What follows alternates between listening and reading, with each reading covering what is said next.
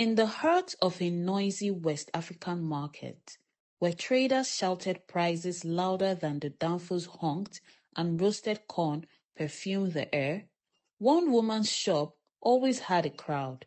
Was it a sham, her goods, or something else? This is not just a story of sales and smiles. It's a tale of secrets, suspicion, and a broom that swept more than just dust. Welcome to Oba Market, where not all that glitters is gold, and not every smile means well. Let's get right into the story. In this market, everyone sold the same goods, yet only one woman's store never lacked customers. Some thought it was a smile, others thought it was luck. In the heart of a bustling West African town, nestled between honking danfos and the scent of roasted corn, sat a market that was more than just a trading post. It was the soul of the town. This was Oba Market, and within it stood Line 5, the crown jewel of the market's place. If you wanted the freshest ingredients for your soup, that was where you should go. It was loud, colorful, chaotic, and alive. At the very center of Line 5 was a woman whose presence lit up the entire stretch. Mama Sade, full name Sadia, a Yoruba woman. From her wide motherly smile to the softness in her voice, you would think she had no worries in the world. Mama Sade hadn't always been this cheerful trader. She came from a past where tragedy had knocked on her door. She lost both parents as a teenager and raised her younger brother single-handedly. Life hardened her bones but not her heart, and that strength gave birth to her nickname, Mama Sade, the woman who showed love to everyone in a motherly way, whether they were her blood or not. Her shop was a mini paradise.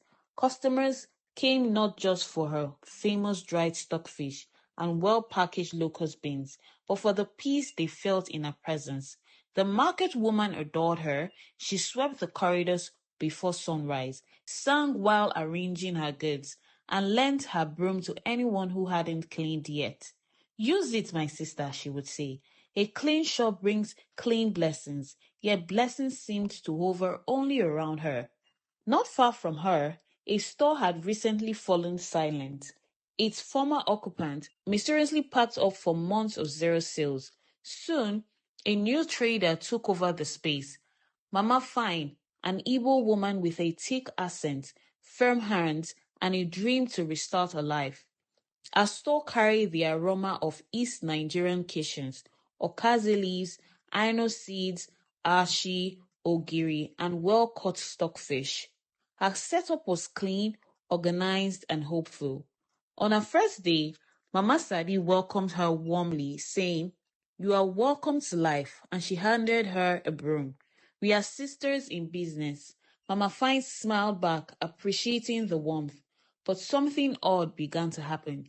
Each day, while Mama Sade's store overflowed with customers as early as 6 a.m., the stores next to hers were ghost towns, especially Mama Fine's. She changed her display, adjusted her prices, smiled more, but still nothing. She watched as customers walked straight past her to Mama Sade's store. Two other traders nearby barely sold either, while Mama Sade kept sharing her broom, her smiles, and her stories. Even the market chairman would stop by for pepper and end up staying for gist. But Mama Fine was no fool. She knew how the market worked, and she noticed the strange pattern. Monday, zero. Tuesday, one customer. Wednesday, back to zero. Meanwhile, Mama Sade's basket overflowed with naira. The final straw came one Monday morning when Mama Sade handed her the broom again. "Sweep, my sister, cleanness is next to favor." That day, Mama Fine didn't sell a single item, not even crayfish. She went home and whispered to her husband, "There is something wrong with that market, something I don't understand." Then one Thursday, Mama Sade didn't show up. She had gone to deliver goods to a nearby town. For the first time in weeks, Mama Fine sold out. Stockfish, crayfish, everything was gone.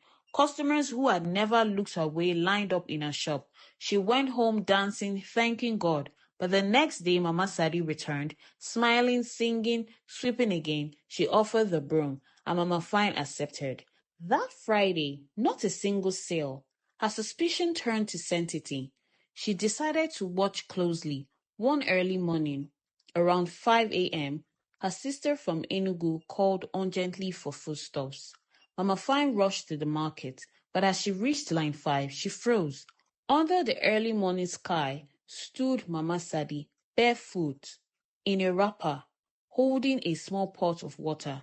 She moved from store to store, pouring water at their entrances and whispering words. Then she lifted her brooms and said, "Today is my day. As long as they use this broom to sweep their shops, all their customers will come to me. Their blessings will be mine." Mama Fine gasped. The same broom she had innocently used each morning. It was not kindness. It was spiritual manipulation. She stepped forward, her voice trembling. "So this is you, Mama Sade. All your smiles were lies?" Traders began arriving. "Don't use her broom." Mama Fine cried. "She's been stealing our customers spiritually." Women froze. "Ah, so this is why I haven't sold egusi in 2 weeks?" Cries of betrayal echoed. Some women burst into tears. Others tried to attack Mama Sade, but the men held them back. It turned out that, years ago, before losing her parents, Sadia was sent to live with her grandmother, a respected traditionalist. Her grandmother's broom, seemingly ordinary, was enchanted. No matter how it broke, it was whole again by morning. When she swept, customers flocked unnaturally. One day, her grandmother confessed, "This broom steals from others. Their success becomes mine. It is not a blessing, it is a spirit." Before her death, she told Sadia where it was hidden, but warned her never to use it. Years later, desperate and struggling, Sadia returned to the village, dug up the broom, and began using it. From that moment, her fortunes changed, but at others' expenses. Once discovered, the market chairman was called. By noon, Mama Sade was chased out, her goods confiscated, her name dragged through Oba Market. Slowly, the market changed, sales returned, laughter filled the air, women began helping one another again. But that broom became a warning. Not all smiles are pure. Not all kindness is sincere. And never ever sweep your shop with another person's broom. As for Sadia, she learned her lesson. The broom gave with one hand, but took from others with the other. It wasn't a real blessing. It was a borrowed fortune and stolen joy. One quiet morning, before sunrise, she carried the broom back to the village. She dug a deep hole under the tree where her grandmother used to sit and buried it for good. Not because she was no longer struggling, but because she wanted peace. She now understood that true success doesn't come from stealing light from others. It comes from growing your own. Thank you so much for watching. If you enjoyed this story, please give the video a thumbs up, subscribe to this channel, and turn on your bell notification so that once I post a new story, you'll be the first to know. Have a wonderful day.